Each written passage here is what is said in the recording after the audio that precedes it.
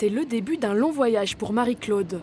Cette retraitée de 70 ans va parcourir la première moitié du pèlerinage vers Saint-Jacques-de-Compostelle. Je me sens à la fois excitée, à la fois de partir, et puis un peu fébrile parce que c'est quand même un challenge. Je pars vraiment toute seule, donc je n'aurai aucune aide. Je ne peux compter que sur moi-même. Destination Bayonne.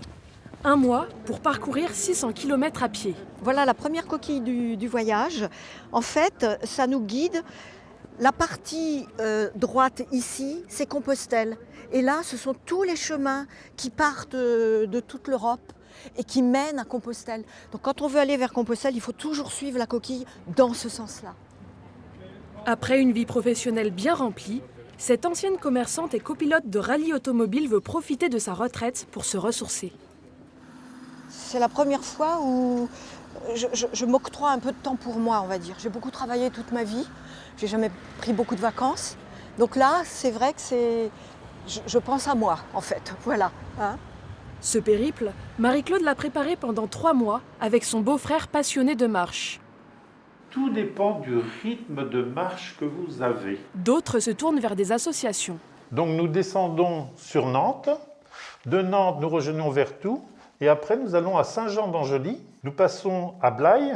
Nous descendons. Nous arrivons à Saint-Jean-Pied-de-Port. À partir de Roncevaux, vous prenez ce fameux chemin qu'on appelle le Camino Frances, le chemin des Français.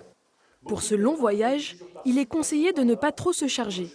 Le sac à dos doit peser moins de 10% du poids du pèlerin, mais il ne faut pas oublier le plus important. Mais sachez que lorsque vous avez la coquille Saint-Jacques, vous êtes reconnu, on vous laisse tranquille. On retrouve Marie-Claude. 24 heures après son départ de Nantes, elle arrive à Clisson, après quelques détours.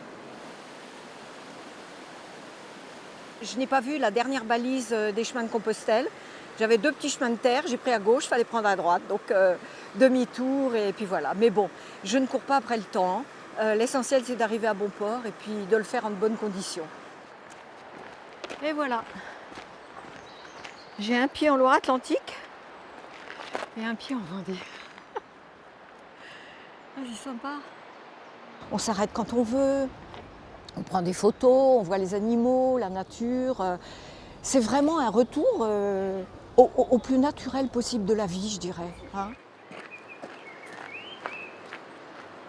On se rend compte qu'avec un sac sur le dos, où on a le minimum du minimum, on arrive très bien à vivre. On ne pense plus à la télévision, radio. On est complètement un petit peu en dehors du monde quand même, quand on rentre le soir. Mais ça fait un bien fou, quoi, voilà. Et on se rend compte que finalement, on s'encombre de beaucoup de choses dans notre vie. À 5 km/h, Marie-Claude approche de Montaigu. Elle a marché 35 km aujourd'hui. Ça a été une très, très longue journée avec un bon soleil. Pas tellement de zones boisées, donc du plein soleil, d'où le chapeau. Mais bon, voilà, j'arrive au bout quand même, donc c'est l'essentiel. La journée touche à sa fin. Direction l'hébergement pour pèlerins. Merci de m'accueillir. Mais votre prénom, je ne sais plus. Catherine, parfait. Merci Catherine de me recevoir. Sur les chemins de Compostelle, des particuliers proposent aux pèlerins le gîte et le couvert, en échange d'une participation de 20 à 25 € la nuit. L'occasion de partager un moment convivial après une journée d'efforts. Je suis moi-même pèlerine, donc c'est des échanges sur les différents chemins de France et d'Europe, des échanges de partage aussi.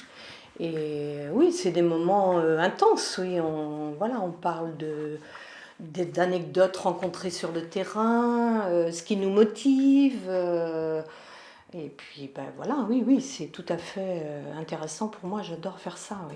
C'est magnifique le sirop de myrtille. Là. Oui, de toute façon, quand on a fait 6, 7 ou 8 heures de marche, tout est magnifique. Oui, c'est vrai.